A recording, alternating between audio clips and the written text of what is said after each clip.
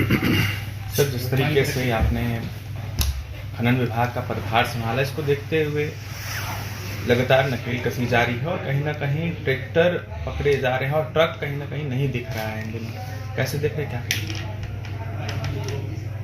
देखिए, पूरी तरह से खनन विभाग के अंदर अवैध खनन और ओवरलोडिंग पर हमने नकेल कसा था। आज भी वह नकेल कसा हुआ है। अवैध खनन ट्रैक्टर के माध्यम से, बिना नंबर के ट्रैक्टर के माध्यम से कुछ लोगों के द्वारा, जो अभी प्रेस मीडिया के द्वारा हम लोगों के संज्ञान में आया है, हमने पटना के एसएसपी और जिलाधिकारी को बुलाकर अपने खनन विभाग के निदेशक पदाधिकारियों के साथ बैठक करके गहन छापेमारी का निर्देश दिया और कई गाड़ियां पटना भोजपुर में 3 दर्जन के लगभग गाड़ी पकड़ाई भी। उसके बावजूद कुछ थाना क्षेत्र के अंतर्गत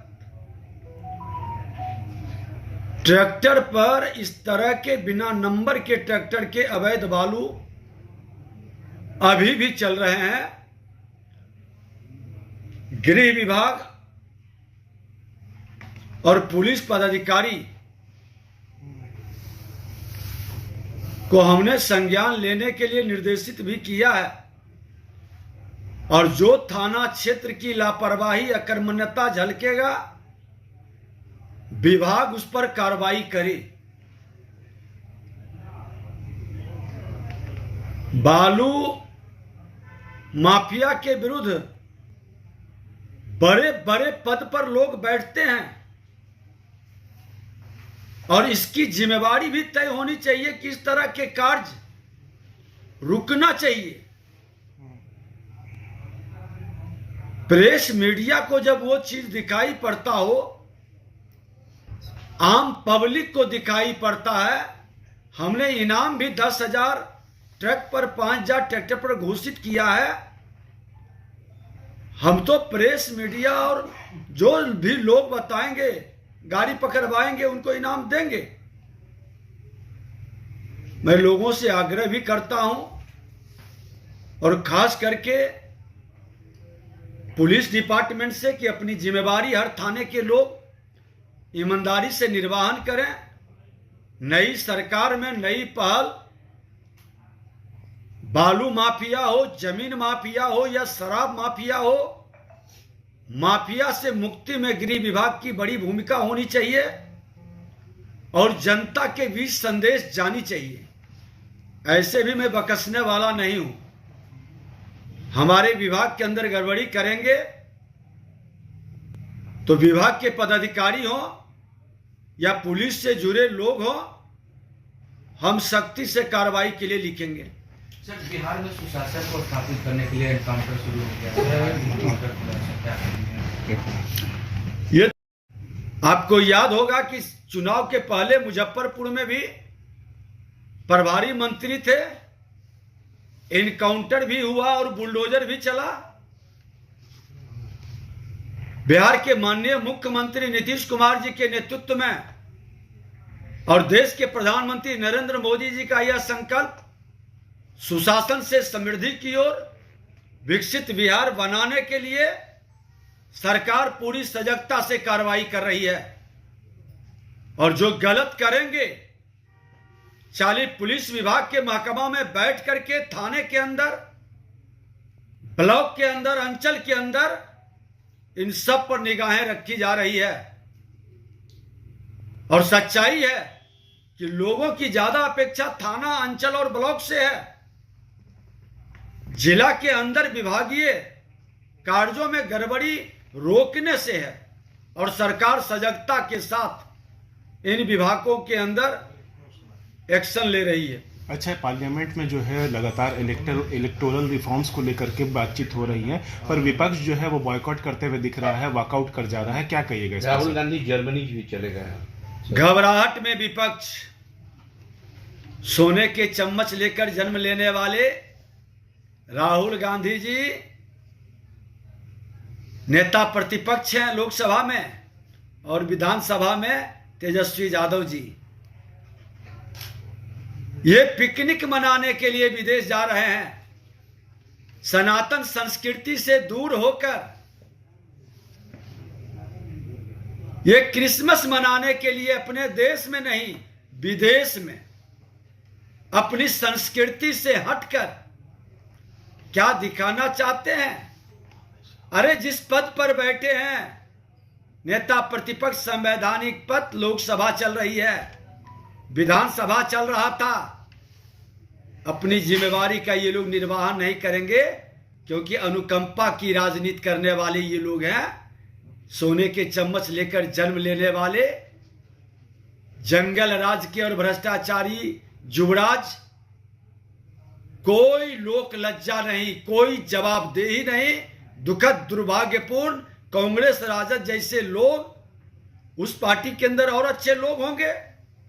इन लोगों को पिकनिक मनाने दे, जो अच्छे लोग हैं, जिनको लोकतंत्र में विश्वास है, संविधान में विश्वास है, उन लोगों को तो आगे बढ़ने दे। ये दोनों युवराज अपनी जिम्मेवारी निर्वाहन करने में अक्षम है, इसलिए उन पर कुछ भी कहना कोई असर नहीं डालता। अच्छा, गृह मंत्री अमित शाह जी के कि ये पार्टी गाली गलौज की पार्टी है, खुद जो है फॉलो नहीं करते हैं, दूसरे को प्रवचन देते हैं सिर्फ, क्या कहिएगा इस पे सर? भारत के गृह मंत्री, लौह पुरुष सरदार वल्लभ भाई पटेल के बाद उस धरती का ही लाल, जिस गर्जना के साथ एक भारत श्रेष्ठ भारत का माहौल बनाया, 370 हटाया, राम मंदिर बनाने में प्रधानमंत्री के साथ हनुमान की तरह खड़ा रहे, आज आतंकवाद उग्रवाद से देश मुक्त हुआ, उनको ये सबक सिखाएंगे? अरे वही राजद कांग्रेस के लोग हैं जो प्रधानमंत्री जी के माता को गाली दे, मां बहनों के बारे में अपशब्द बके, भारतीय संस्कृति और सभ्यता पर चोट करे, भगवान राम मां जानकी पर प्रश्न उठाए, वो उपदेश देता है। आज हर मां भारती का संतान अपने भारत के गृह मंत्री के हर कार्यों पर, उनकी निर्भीकता पर, उनके बेबाकी पर गौरवान्वित है। देश का वो सम्मान बढ़ाते हैं और हर भारतीयों के आवाज के रूप में पूरा देश गौरवान्वित होता है। राजद कांग्रेस के लोग मियाओं की तरह अपनी ही संस्कृति और संस्कार पर मुंह छुपाते हैं। ऐसी वातावरण न बनने दे, उपदेश कतई मत दे। क्या कुछ मालूम हो जाएगा जब आएंगे तो। सर, आरजेडी के बड़े नेता है शिवानंद तिवारी, तेजस्वी यादव के विदेश घूमने पर उन्होंने कहा है कि हार पर मंथन करना चाहिए, न कि आप कुछ छोड़ कर आप विदेश घूम नसीहत देने का। निश्चित तौर पर अभिभावक के रूप में वो राजद के शुभचिंतक के रूप में रहे हैं। जो काम श्रीमान लालू प्रसाद यादव जी को कहना चाहिए था, लेकिन धृतराष्ट्र के रूप में पुत्रमोह में वो बोल नहीं पाते, तो जो पार्टी बनाया है, जो पार्टी को सींचा है, वो सत्य को कह रहे हैं। एक विपक्ष को सकारात्मक विपक्ष की भूमिका निभानी चाहिए।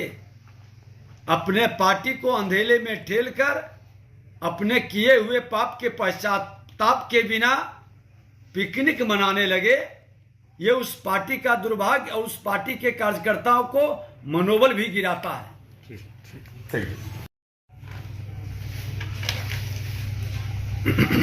सर, जिस तरीके से आपने खनन विभाग का पदभार संभाला, इसको देखते हुए लगातार नकेलकसी जारी है और कहीं ना कहीं ट्रैक्टर पकड़े जा रहे हैं और ट्रक कहीं ना कहीं नहीं दिख रहा है इन दिनों, कैसे देख रहे, क्या कहेंगे?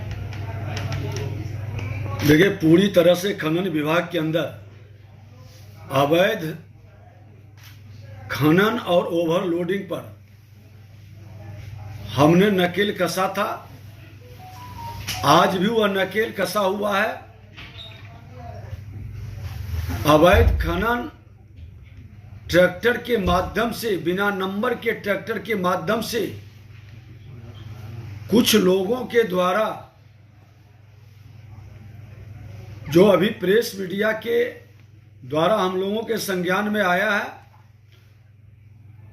हमने पटना के एसएसपी और जिलाधिकारी को बुलाकर अपने खनन विभाग के निदेशक पदाधिकारियों के साथ बैठक करके गहन छापेमारी का निर्देश दिया और कई गाड़ियां पटना भोजपुर में 3 दर्जन के लगभग गाड़ी पकड़ाई भी। उसके बावजूद कुछ थाना क्षेत्र के अंतर्गत